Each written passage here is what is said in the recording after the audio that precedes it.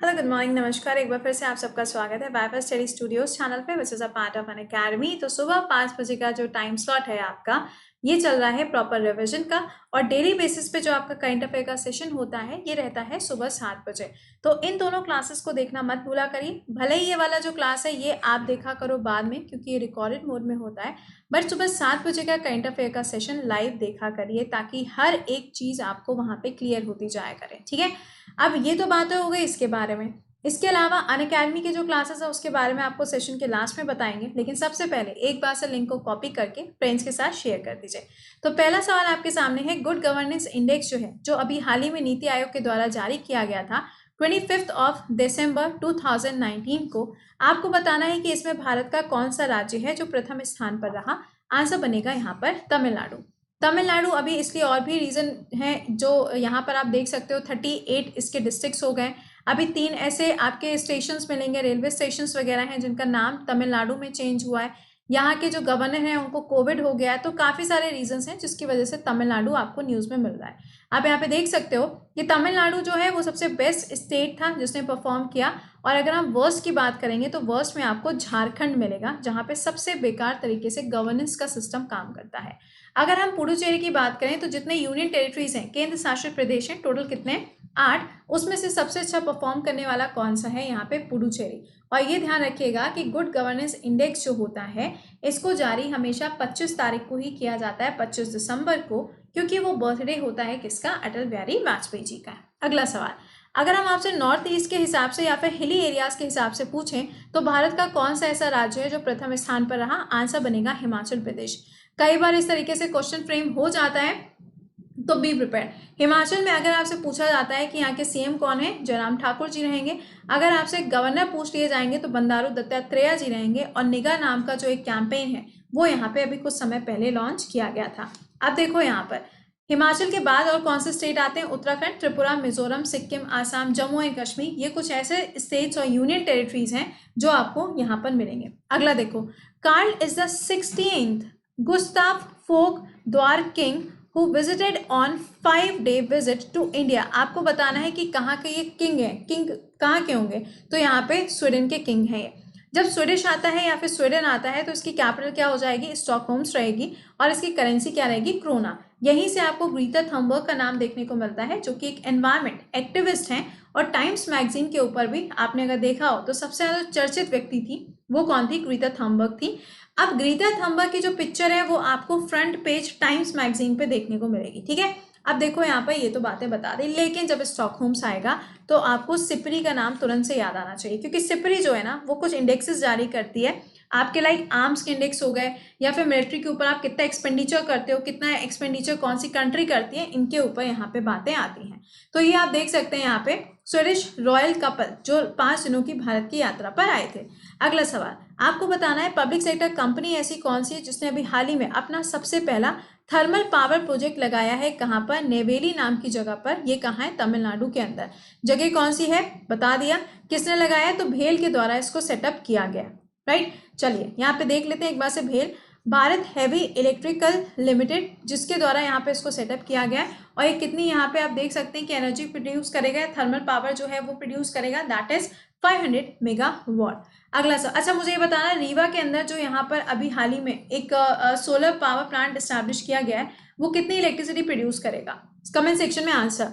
Who is the only Indian among the 5 who is the only Indian in the top 5 cricketers of the decade announce by the Wisden. देखो Wisden के द्वारा भी हाल ही में एक report आई थी, उसमें यहाँ पे नाम आया था किसका, विराट कोहली का। टॉप 5 में इनका नाम आता है। चलो ठीक है, बहुत अच्छी बात है।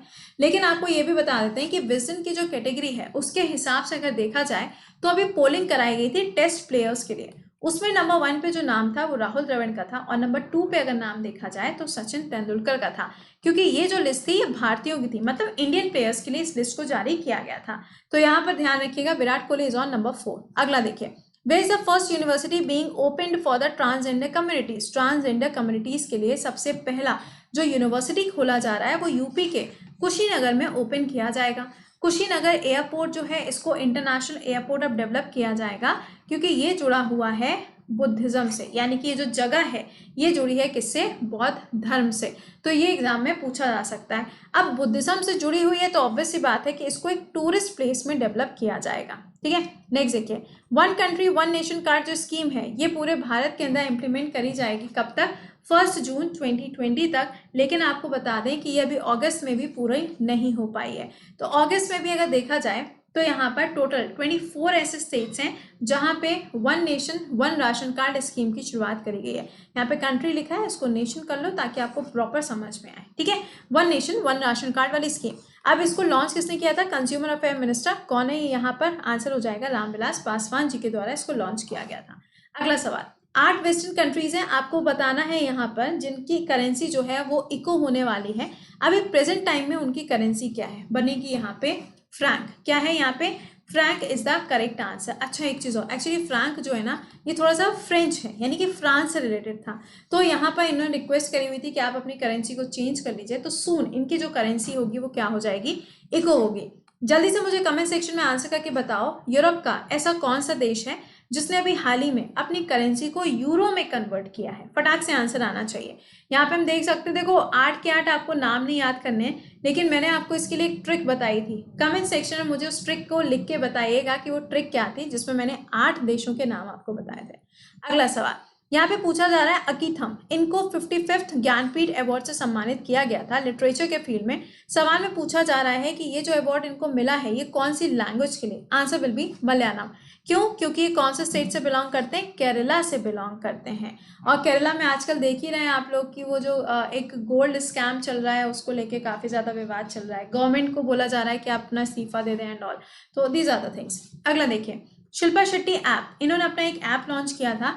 पूछा जा रहा है कि best app for which category of Google play. Google play की बात करोगे तो उसमें आपको जो अलग अलग ऐप की कैटेगरीज मिलती है ना, उसमें शिल्पा शेट्टी का जो ऐप है वो काफ़ी अच्छा रहा, नंबर 1 पे रहा। कौन सी कैटेगरी में, पर्सनल कैटेगरी। अरे देखो ना, योगा से जुड़ा हुआ इनका नाम है। अभी आपने देखा होगा जब योगा डे सेलिब्रेट हुआ था तब भी इन्होंने काफ़ी सारी चीज़ें लॉन्च वगैरह करी थी। तो ये आंसर क्या बनेगा यहाँ पर, पर्सनल फिटनेस ऐप है ये। ठीक है, चलिए, December the central government has launched the intensive vaccination campaign in country to protect against 8 diseases. आपको बताना है उस वैक्सीन का नाम क्या है जो यहाँ पे लॉन्च करी गई, दैट इज इंद्रधनुष। इंद्रधनुष का फर्स्ट वाला वर्जन पहले ही आ चुका था, लेकिन इसका दूसरा वर्जन लॉन्च किया गया है जिसमें टोटल 8 तो देखो है ही, लेकिन इसमें पता है मीजल्स, रुबेला, जापानीज इंसेफेलाइटिस इसको भी इसके अंदर ऐड किया गया है। तो मीजल और रुबेला एग्जाम में पूछा सकता है कि वो इसका हिस्सा है या फिर नहीं है। तो आंसर क्या बनेगा, बिल्कुल है। हर्षवर्धन जी के द्वारा इसको लॉन्च किया गया। इनके पास आपको 2 मंत्रालय मिलते हैं। पहला हो जाएगा आपका ministry of earth and sciences, दूसरा हो जाएगा यहाँ पे हेल्थ मिनिस्ट्री। ठीक है, नेक्स्ट देखिए, where was the 47th all India police science congress held in November 2019। Answer will be Lucknow के अंदर इसका आयोजन किया गया था। और अगर डिफेंस एक्सपो पूछी जाएगी तो भी ये याद रखिएगा कि इसका आयोजन कहाँ हुआ था, लखनऊ के अंदर ही इसका आयोजन किया गया था। अगला देखिए, which is the portal launched by Union Minister of HRD for organizing monthly essay competition for the student।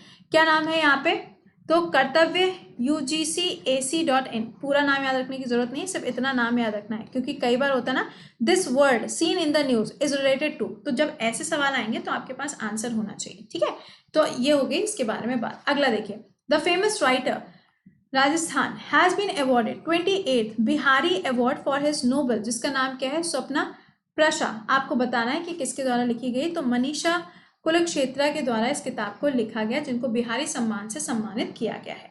अगला सवाल, ब्रिक्स। पहले तो ये जान लो कि इस बार का जो एडिशन है वो रशिया में, that is a 12th addition. 11th वाला जो है वो कहाँ, ब्राजील के अंदर आयोजित किया गया था। आपसे पूछा जा रहा है यहाँ पे कि कहाँ पे इन्होंने विजिट की थी नरेंद्र मोदी जी ने, तो ऑब्वियस सी बात है जब ब्राजील में हुआ था तो ब्राजील में विजिट करी होगी। कैपिटल क्या बनेगी, ब्राजीलिया। करेंसी क्या रहेगी यहाँ पे, रियल। और अमेजोनिया नाम की एक सैटेलाइट जो है वो लॉन्च करी गई है ताकि अमेजोन की जो फॉरेस्ट है उसके ऊपर नजरें रखी जा सकें। ठीक है, अब देखो ये तो थे 15 सवाल। अब डेली करंट अफेयर्स के लिए कहाँ पर जुड़ना है, सेम चैनल सुबह 7 से 8 बजे। और हाँ, ये जो बैच आपका चल रहा था, अब एक नया बैच इसी कैटेगरी में, एसएससी कैटेगरी में शुरू होने जा रहा है, जिसमें हम पॉलिटी स्टार्ट करने जा रहे हैं। पूरी इन्फॉर्मेशन के लिए आप क्या कर सकते हो, सुबह 7 से 8 के करंट अफेयर्स में आप मुझसे मिल सकते हैं, जहां पर आपको पता चल जाएगा ये बैच कब से शुरू होने जा रहा है। तो ये स्टार्ट हो जाएगा कब से, 20 तारीख से, जिसमें पॉलिटी शुरू होने जा रही है। अभी फिजिकल ज्योग्राफी चल रही है और पॉलिटी इसमें 20 तारीख से शुरू होगी। तो आप में से जितने ऐसे स्टूडेंट्स हैं जो जीएस के लिए बैच ज्वाइन करना चाहते हो, या मैथ्स, इंग्लिश और रीजनिंग के लिए भी बैच ज्वाइन करना चाहते हो, तो भी आप ये बैच ज्वाइन कर सकते हो। एसएससी कैटेगरी में आपको ये सारे सब्जेक्ट्स तो मिलेंगे ही मिलेंगे, साथ में आपको मैथ्स, इंग्लिश और रीजनिंग के भी क्लासेस मिल जाएंगे फॉर एनी एजुकेटर, जिसका भी आप क्लास देखना चाहो। इसके अलावा जो आपके स्पेशल फ्री क्लासेस चल रहे हैं, इकोनॉमिक्स का जो क्लास चल रहा है थ्योरी वाला, इसका टाइम कितना है, दोपहर में 2 बजे। और दूसरा जो क्लास है आपका 6:10 पे, ये शाम में होता है, और ये भी स्पेशल क्लास है ऑन अनअकैडमी, जिसमें लूसेंट की पॉलिटी पढ़ना है, ठीक है। तो दोनों क्लासेस को देखना मत भूला करिए, और इन क्लासेस के जो लिंक है वो टेलीग्राम पे आप सिंपली जाके वहां पे ज्वाइन करके क्लासेस कर सकते हो, ठीक है। चलो भैया, तो फिर मिलते हैं कितने बजे आप लोगों से। अब मुलाकात होगी आप लोगों से 7 बजे के सेशन में। तो टिल देन खुश रहिए, मुस्कुराते रहिए, bye bye and take care.